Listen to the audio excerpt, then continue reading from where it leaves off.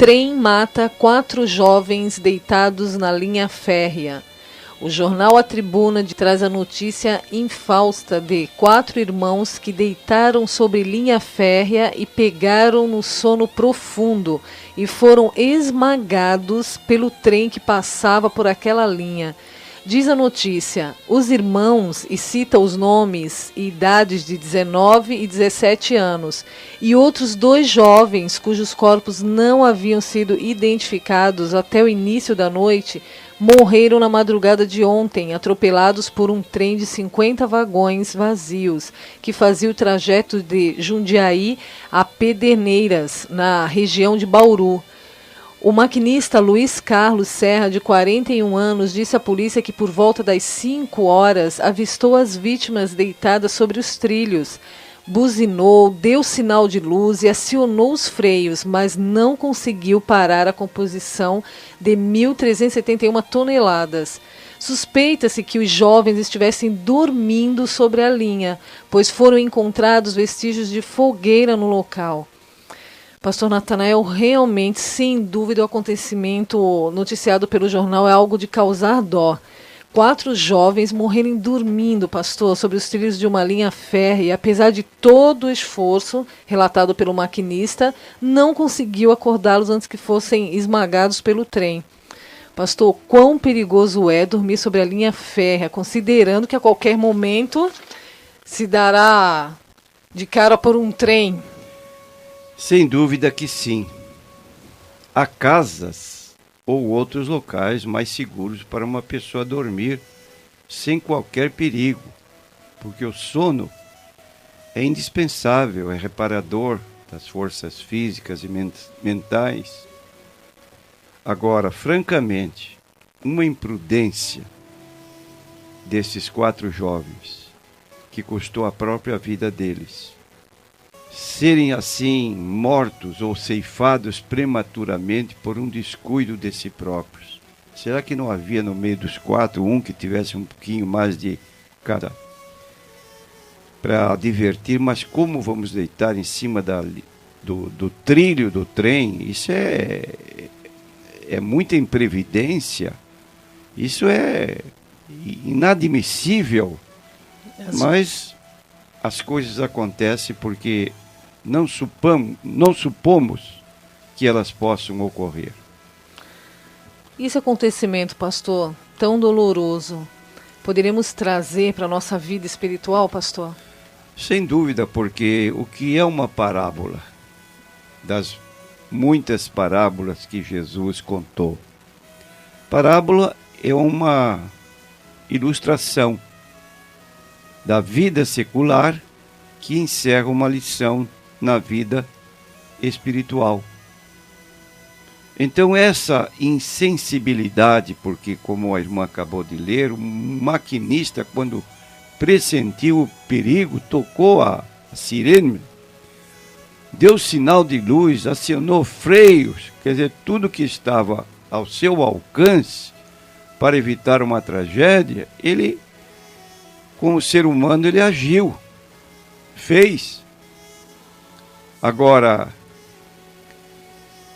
na vida espiritual de muita gente também se dão tragédias motivadas pelo sono, não o sono físico, porque ele é recomendável na Bíblia.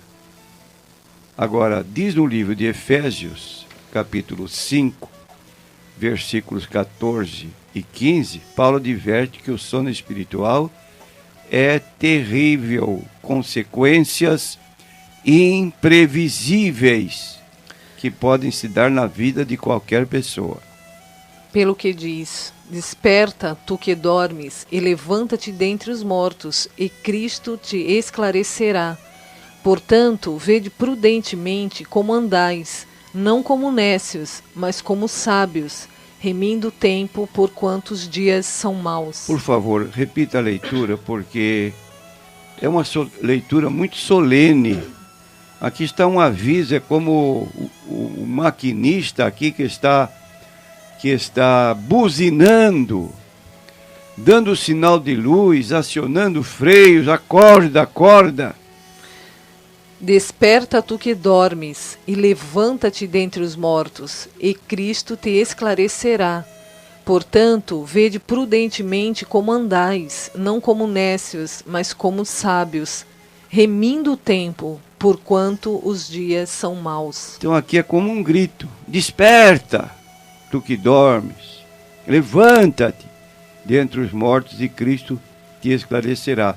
Agora diz a Bíblia que o diabo, o Deus deste mundo, cegou a mente, quer dizer, faz a pessoa entrar num torpor, como se fosse um sono que impede que a pessoa se levante daquele estado de sonolência espiritual. Pastor, você sabe quanto tempo da nossa vida passamos dormindo? É interessante, né? Quanto tempo da nossa vida passamos no mundo. Mas algumas pessoas opinam que cerca de 30% da vida de uma pessoa é passada dormindo. 30%. Então, se a pessoa, vamos lá, 60 anos, 30% de 60 anos, 3 vezes 6, 18, dá 18 anos. 18 anos de sono. 18 anos dormindo. Quem dorme muito, corre o perigo de passar metade da vida dormindo. Então, há pessoas que vão deitar, por exemplo, meia-noite e vai até meio-dia do dia seguinte. Agora, existe um animal que é conhecido como animal preguiça. E esse animal, a preguiça, é um bicho que dorme mais de 18 horas por dia. O que sobra para ele, pastor? 6 horas. Para ele tentar chegar a algum lugar, porque a caminhada dele também é muito lenta. E eu pergunto para você, meu prezado ouvinte, quantas horas você dorme? Disse que o normal são 8 horas.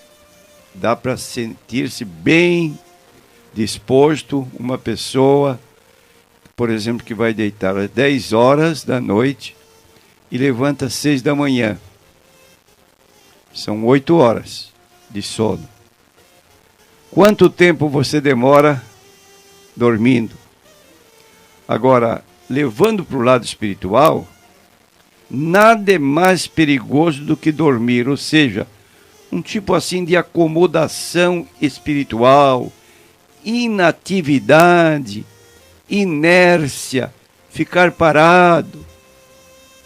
Então há tantos crentes que andam distraídos espiritualmente, desatentos, sem conseguir ver o sobrenatural de Deus, bênçãos, direção, oportunidade, cuidados divinos, as ameaças do tentador. Ele se mostra assim, como que está no outro mundo, porque vive nessa situação de dormência espiritual. É aí que Paulo diz: desperta tu que dormes. Quanta insensibilidade, porque não está vendo nada, está dormindo. De fato é perigoso dormir espiritualmente e esfriar na fé. Pastor, teria como ilustrar alguns exemplos na Bíblia de pessoas que dormiram e pagaram caro por isso, pastor? Na Bíblia tem vários exemplos tremendos. Por exemplo, um exemplo que é muito conhecido, até pelas pessoas não crentes que pouco leem a Bíblia, foi o caso de Sansão. Ele dormiu no colo de uma mulher. Que agradável, né? Podia pensar ele, uma jovem muito bonita, chamada Dalila, que fazia cafuné, e ele pegava no sono. Aconchegante. Muito aconchegante, um dia após o outro dia. Só que numa das vezes ele dormiu e perdeu os cabelos e a força, porque ela o convenceu a que ele dissesse onde estava a força dele. Ele ficou tão importunado com aquela insistência que, como que num desabafo, ele contou: olha, minha força está nos meus cabelos. Se forem cortados meus cabelos, eu me torno um homem comum. E essa mulher sagaz já estava de conluio com os inimigos de Davi, haviam prometido uma grande recompensa para ela. Quando ele pegou no sono, ela foi chamar os inimigos de Davi. Quando bateu, Davi, acorda! Ele foi acordar-se como das vezes anteriores, quando Deus estava com ele, e ele não sabia que Deus tinha se retirado, porque ele havia cortado os cabelos. Ora, consequência, teve os 2 olhos vazados. Coisa triste, infeliz. Foi para uma prisão e para exibição pública. Ele foi dançar na frente dos filisteus que comemoravam a grande vitória. Tudo por um sono. Eutico, um exemplo no Novo Testamento, no livro de Atos 20, estava no 3º andar do prédio onde se realizava um culto, e Davi estendeu seu discurso até quase meia-noite, e o homem desabou lá de cima, do 3º andar, caiu morto. Foi preciso que Paulo o ressuscitasse. Quanta gente dorme no culto, né, irmão? Entra no culto e já começa a dormir. Boceja. Antes de terminar a palavra, ele já tá pinga para a direita, pinga para a esquerda. É uma realidade. Temos outro caso, pouco conhecido na Bíblia, do filho do rei Saul, chamado Esbozete. A Bíblia declara que ele foi fazer a sesta, mais ou menos ao meio-dia, e entraram 2 de seus empregados e o mataram dormindo. Estava dormindo. Eu conheço alguém que gosta de dormir depois do almoço, mas 1 hora, 1h30, 2 horas no máximo. Um soninho restabelecedor para quem levanta muito cedo, né, pastor? Agora, outro caso que é também muito patente é o que está no capítulo 25 de Mateus, as 10 virgens, né? Jesus conta nesta parábola que elas dormiram e as suas lâmpadas se apagaram, fazendo com que, aliás, se apagaram, as 5 tinham azeite e outras 5, quando foram comprar o azeite, a porta se fechou, os noivos já tinham partido. Então, é muito mais importante estar acordado do que dormindo, principalmente na vida espiritual. Para o corpo, dormir é bom. Para a alma, dormir é muito perigoso. E eu repito aqui o que diz Efésios, que nós já lemos: desperta tu que dormes, levanta-te dentre os mortos e Cristo te esclarecerá.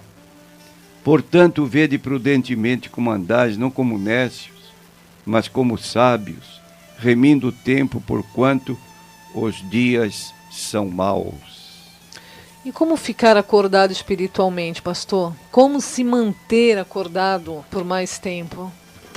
É preciso manter constante vigilância.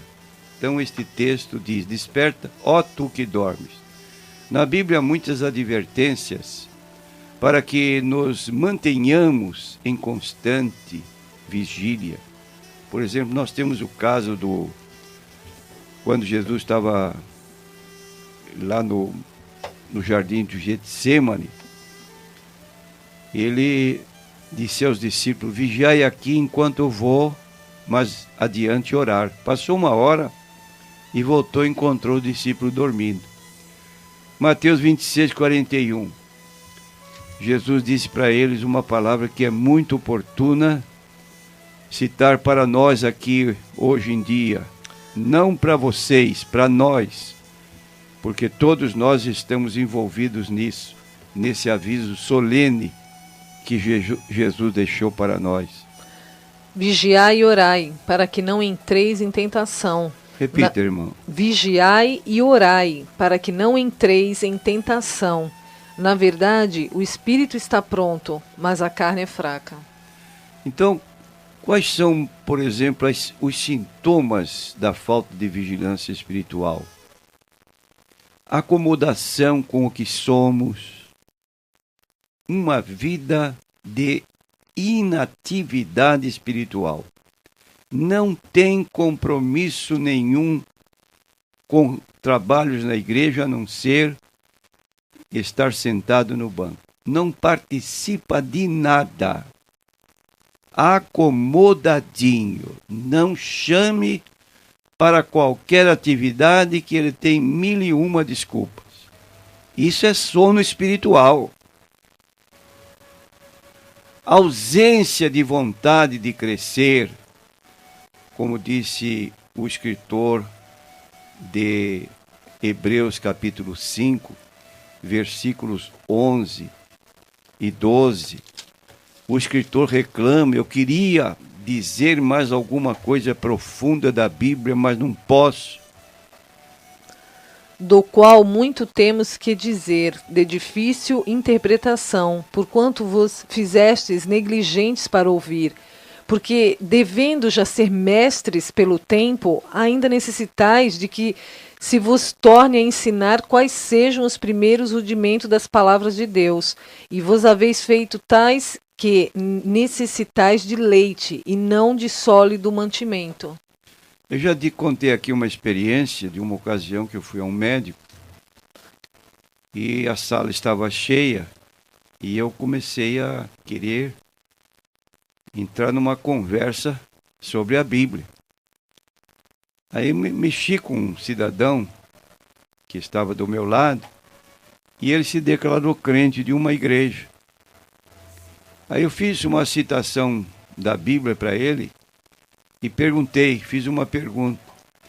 Ele retornou assim muito aborrecido: olha, eu sou 40 anos crente, mas só leio o livro de Salmos.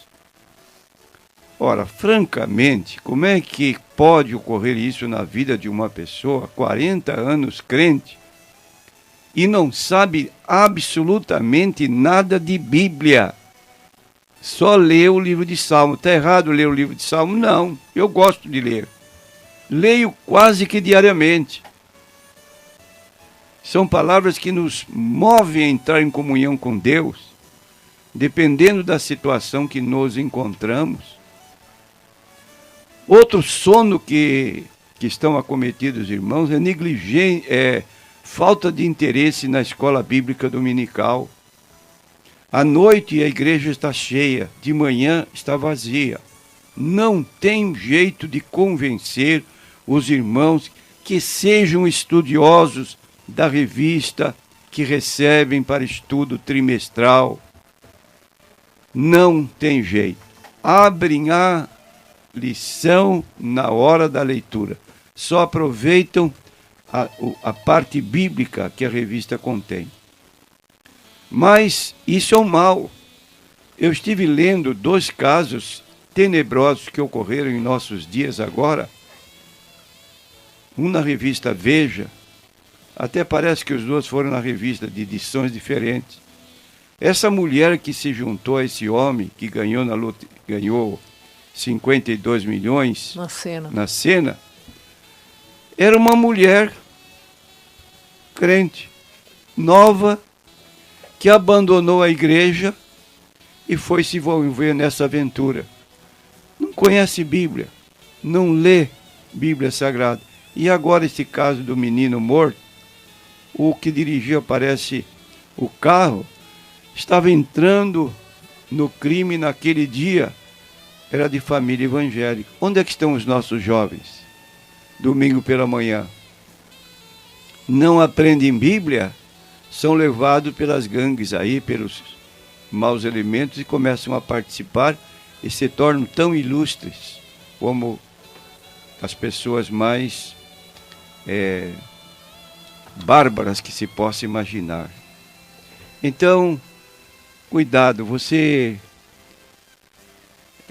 está negligente na leitura, no estudo da Bíblia, não frequenta a escola bíblica dominical, falta de interesse e até combate a contribuição do dízimo. É uma vergonha. Como é que uma pessoa com a Bíblia na mão chega a esse ponto, só vivendo com herético, que pode acontecer um caso desse? O primeiro amor se esfria, começamos a ver defeitos em tudo, esquecemos de olhar para nós mesmos. Precisamos redescobrir o agir de Deus e nos ajuntarmos com Ele. Meu prezado ouvinte, desperta tu que dormes, mantenha-se em vigilância, pois o sono espiritual nos põe em companhia de mortos. Que tragédia comentar essa notícia de jornal. E quantas tragédias espirituais que nós nem tomamos conhecimento, porque o sono começou a bater e houve um desagregamento. Mais alguma recomendação, pastor? Para se manter acordado? Eu diria, repetindo, levanta-te dentre os mortos. Se chegamos ao ponto de estarmos entre os mortos, precisamos nos exercitar. Você está vivendo entre os mortos. Já pensou dormir num cemitério? Misericórdia. Já se imaginou dormindo com os mortos, passar uma noite no IML, que é o local onde ficam os corpos aguardando identificação? E para não ser confundido com um morto, dormindo no meio de mortos, não espere o ânimo chegar para agir. O mais perigoso do desânimo em nossas vidas é que ele é algo progressivo. E hoje Deus está falando com você, cutucando você. E se Deus está cutucando você, não se irrite com Deus. Acorde logo.